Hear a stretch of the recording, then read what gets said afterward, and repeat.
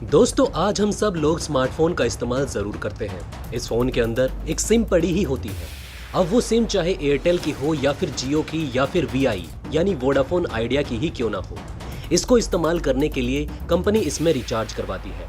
अब तो कंपनी को क्या हो गया है कि बिना रिचार्ज करे सिम पर किसी का फोन भी नहीं आ सकेगा। लेकिन जियो ने अभी ऐसा कोई सिस्टम नहीं लागू किया है, इसलिए जियो अब तक मार्केट में काफी लोगों को बनाए हुए है। लेकिन एयरटेल और वीआई ने ऐसा सिस्टम ला रखा है।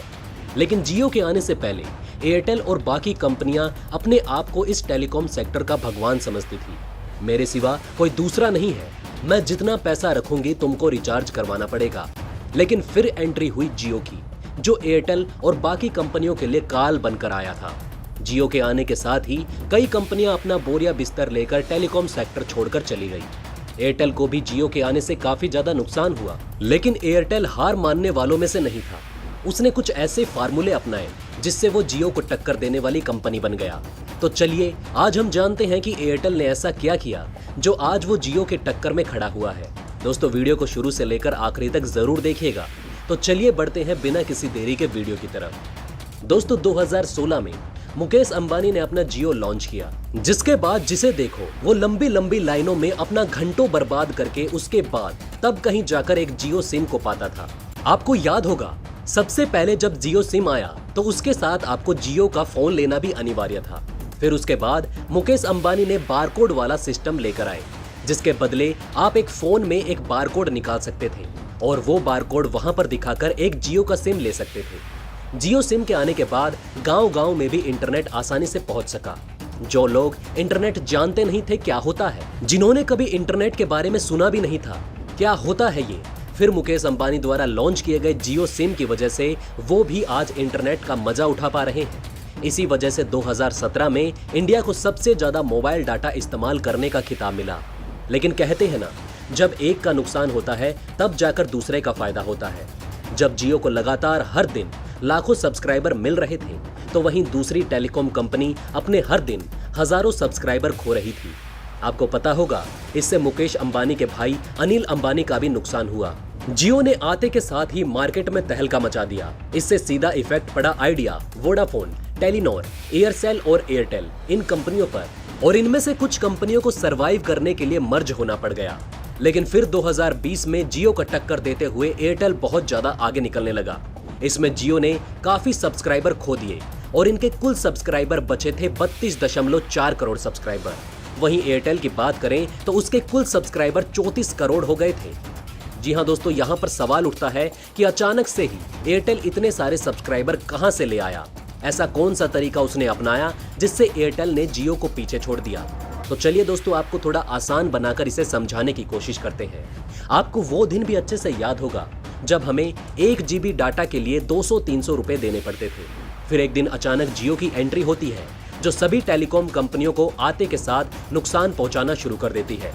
जियो का असर सबसे पहले देखने को मिला एयरसेल पर, जिसने 2018 में ही अपना दम तोड़ दिया। इसी को देखते हुए आइडिया और वोडाफोन जैसी बड़ी कंपनियां आपस में मर्ज हो गई। अगर हम टेलीनॉर कंपनी की बात करें तो उसने 2017 में ही अपना दम तोड़ दिया था और अपना बोरिया बिस्तर बांधकर टेलीकॉम सेक्टर से निकल गई थी और अपने सारे मटेरियल को फ्री में एयरटेल को देना पड़ा और सबको टाटा बाय बाय बोलकर चली गई। एयरटेल ने टेलीनॉर से कहा कि तुम अपना सारा सामान मुझे दे दो और मैं तुम्हारा कर्ज चुका दूंगा। ये दोनों की डील हो गई और फिर इसने अपना सारा सामान दिया और चली गई। टाटा डोकोमो का 130 करोड़ का कर्ज हो जाने के बाद इसने भी फैसला किया कि अब मुझे कोई कंपनी के साथ मर्ज हो जाना चाहिए। टाटा डोकोमो ने एयरटेल को पकड़ा और एयरटेल के साथ मर्ज हो गई। सिर्फ 2 सालों में जियो ने 24 करोड़ सब्सक्राइबर जोड़ लिए थे और बाकी सभी कंपनियों को नुकसान पर नुकसान हो रहा था। जियो इकलौती ऐसी कंपनी थी जो फायदे में चल रही थी। फिर ऐसा 2 साल में एयरटेल ने क्या किया जो आज जियो को भी टक्कर दे पा रही है? दरअसल दोस्तों सबसे पहले एयरटेल ने प्रोडक्ट सर्विस इकोसिस्टम को लॉन्च किया। अगर आप देखेंगे जियो और एयरटेल ये टेलीकॉम की ऐसी कंपनियां हैं जो अपने टेलीकॉम सेक्टर में आपकी जिंदगी के अंदर घुसना चाहती हैं, आपकी जरूरत बनकर रहना चाहती हैं, जिससे कंपनी का लगातार फायदा हो सके। इस तरीके को प्रोडक्ट सर्विस इकोसिस्टम कहते हैं। जियो और एयरटेल ऐसा ही तरीका अपना रहे थे। ये लोगों की ऐसी आदतें बन जाएं कि लोग इसे छोड़ ना सके।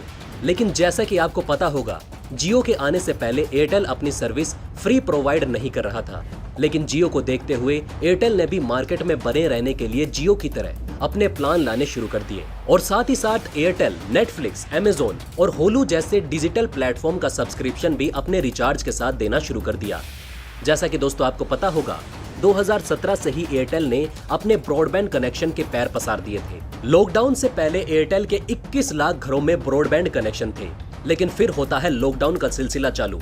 इस लॉकडाउन में एयरटेल को जमीन से आसमान पर पहुंचा दिया। लॉकडाउन की वजह से हर काम ऑनलाइन हो रहे थे और एयरटेल ब्रॉडबैंड के जरिए हाई स्पीड इंटरनेट प्रोवाइड करवा रहा था, तो लोगों ने इसे लगवा लिया। एयरटेल ने हर छोटी बड़ी जगह अपनी केबल लाइन बिछानी शुरू कर दी और एयरटेल के वाईफाई ब्रॉडबैंड के साथ एयरटेल डिश टीवी को भी फ्री में देने लगा। एक चीज ये भी हो सकती है जिसने एयरटेल को इतनी ऊंचाई पर पहुंचाया। दोस्तों, आपसे अगर हम एक सवाल पूछें तो आप इसका जवाब क्या देंगे? जाहिर सी बात है, अगर आपसे पूछा जाए कि आपने जियो का सिम क्यों खरीदा था, तो आप बोलेंगे फ्री डाटा और कॉलिंग के लिए। लेकिन शुरू में जियो ने फ्री डाटा और कॉलिंग दिया, लेकिन बाद में इसमें चार्ज लगाना शुरू कर दिया। लेकिन फिर भी हम रिचार्ज करवा कर जियो का इस्तेमाल करते रहे, क्योंकि ये दूसरी कंपनियों के मुकाबले काफी सस्ता था। फिर जैसे जैसे प्लान की कीमत बढ़ती और सर्विस इसकी कम होती गई, जो अनलिमिटेड इंटरनेट था उसकी भी सीमा लगा दी गई, जो कि 1.5 GB प्रतिदिन की थी। जो फ्री अनलिमिटेड कॉलिंग थी वो भी लिमिटेड कॉलिंग हो गई। लेकिन फिर लोग जियो के खराब नेटवर्क की कंप्लेंट करके अपना सिम कार्ड दूसरी कंपनियों में पोर्ट करवाने लगे। लेकिन एयरटेल वहीं पर दूसरी चाल चल रहा था। वो अपने नेटवर्क को स्ट्रॉन्ग करके अपने प्लान को कम करता हुआ चला जा रहा था और सर्विस ज्यादा प्रोवाइड कर रहा था। लेकिन कुछ समय बाद फिर से जियो आगे आ गया। अगर हम मार्च और अप्रैल 2021 की बात करें तो इस समय जियो ने लगभग 1.2 करोड़ सब्सक्राइबर अपने नेटवर्क से जोड़े थे। अगर हम एयरटेल की बात करें तो उसने सिर्फ और सिर्फ 50 लाख सब्सक्राइबर जोड़े थे। जैसा कि आपको पता होगा, जनवरी 2021 में एयरटेल ने अपने 5G नेटवर्क को लॉन्च किया और इंडिया की पहली 5G कंपनी बन गया, जिसने अपने नेटवर्क को हैदराबाद में लॉन्च किया। उन्होंने यही काम मुंबई और गुरुग्राम में भी किया, जहां पर एयरटेल के 5G की स्पीड 1000 Mbps थी। और अब एयरटेल दुनिया के सबसे बड़े माइक्रो प्रोसेसर इंटेल के साथ पार्टनरशिप करके इंडिया में जल्द से जल्द 5G नेटवर्क लाने की कोशिश कर रहा है। अगर हम एयरटेल की माने तो एयरटेल का कहना है कि वो 2022 जनवरी तक इंडिया के बड़े बड़े शहरों में 5G नेटवर्क लेकर आ जाएगा। दोस्तों, आपको क्या लगता है, कौन सी कंपनी बेस्ट है, एयरटेल या फिर जियो? आप हमें नीचे कमेंट करके बता सकते हैं। तो बस दोस्तों, इस वीडियो में फिलहाल के लिए इतना ही। मिलते हैं किसी नई वीडियो में एक नए टॉपिक के साथ, तब तक के लिए अलविदा। लेकिन जाने से पहले दोस्तों, इस वीडियो को ज्यादा से ज्यादा लाइक और शेयर जरूर करिएगा, ताकि आपके अपनों के पास भी ज्यादा से ज्यादा जानकारियां पहुंच सके। उम्मीद करते हैं कि आपने इस वीडियो से कुछ न कुछ नया जरूर सीखा होगा। अगर हाँ, तो लाइक करके हमें अपना प्यार दिखाइए, कमेंट करके हमें अपनी राय बताइए और चैनल को सब्सक्राइब करके अपने ज्ञान को ऐसे ही बढ़ाते रहिए। धन्यवाद।